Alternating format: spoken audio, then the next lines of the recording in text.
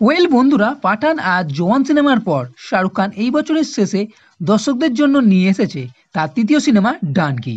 রাজকুমার হিরানির মতো ডাইরেক্টরের নির্দেশনে তৈরি, তাই এই সিনেমা তো ধামাল হবারই কথা। শাহরুখ খানের আগের দুটো সিনেমা থেকে আলাদা এই সিনেমার ডানকি এক ইমোশনাল সিনেমা, আপনাকে হাসাতে হাসাতে যে কোনো সময় কাঁদিয়ে দিতে পারে। তাই দেখে নেওয়া যাক এই সিনেমাটাও কতটা ফাটাফাটি হলো। ডানকি এর কথার মানে কি? এমন অনেক দেশ আছে যেখানে খুব সহজে ভিসা পাওয়া যায় না, তাই অন্য দেশের নাগরিকরা ওই দেশে ভালো জীবনের আশায় বেশি করে টাকা কামানোর জন্য অবৈধভাবে চোরা পথের মাধ্যমে প্রবেশ করার চেষ্টা করে। আর এই অবৈধভাবে যাওয়াকেই বলা হয় ডানকি। এই সিনেমার গল্প কি হতে চলেছে তা আমি আমার আগের ভিডিওতে বলেছিলাম, এবং ঠিক সেই রকমই হয়েছে। তাই এই সিনেমার কাহিনীর কথা পরে আসছি। তবে এটা বলবো, এই সিনেমাকে দুটো ভাগে ভাগ নিশ্চয়ই করা যেতে পারে।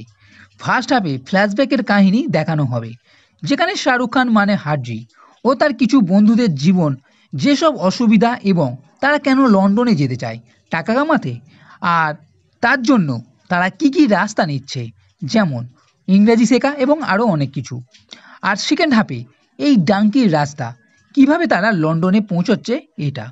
সিনেমার ফার্স্ট হাফ থেকেই আপনাকে হাসাতে শুরু করবে এবং হালকা ফুলকা হাসি পাবে, তবে খুব জোরে হাসার মতো এটা সিনেমা নয়, তবে আপনার বেশ মজা লাগবে।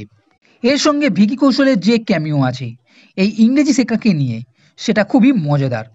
আর ফার্স্ট হাফ শেষ হতে হতে আপনাকে ইমোশনাল করে দেবে, আর এই সিকোয়েন্সই আপনাকে পুরো সিনেমার সঙ্গে কানেক্ট করবে। এর সঙ্গে শাহরুখ খানের সেই পুরনো রোমান্স ও ইমোশনাল সিন নিশ্চয়ই আপনার বেশ ভালো লাগবে। আপনি ট্রেলারে যে বিদেশের সিনগুলো দেখেছিলেন, সেগুলোই ডানকি রাস্তার নানান জায়গার সিন, এবং সিনেমাতে সেগুলোই বড় আকারে দেখানো হবে।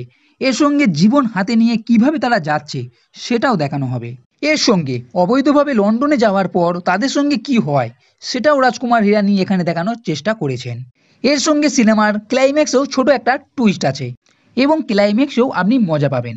তবে এখানে 25 বছরের একটা গ্যাপ দেখানো হবে, আর এই 25 বছরে কি হলো, হার্ডির সঙ্গেই বা কি হলো, সেটা কিন্তু এখানে দেখানো হয়নি।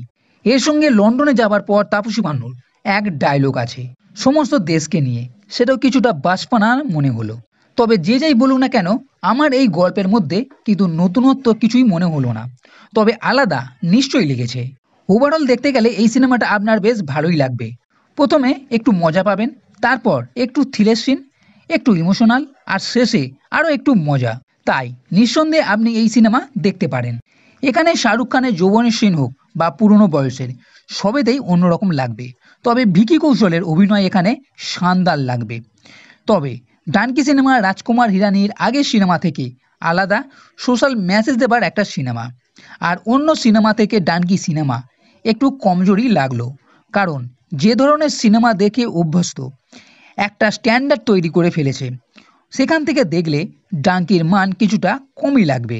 আর আমার মনে হয় না ডানকি সিনেমা পাঠান বা জোয়ানের মতো অতটা টাকা কামাতে পারবে, তবে এটা একটা হিট ও ভিন্ন স্বাদের সিনেমা নিশ্চয়ই বলা যেতে পারে। তো বন্ধুরা, এই ভিডিও যদি ভালো লেগে থাকে তাহলে লাইক করো, কমেন্ট করো, শেয়ার করো, আর এই চ্যানেলটি সাবস্ক্রাইব করতে কখনোই ভুলবে না। এই ভিডিও দেখার জন্য ধন্যবাদ।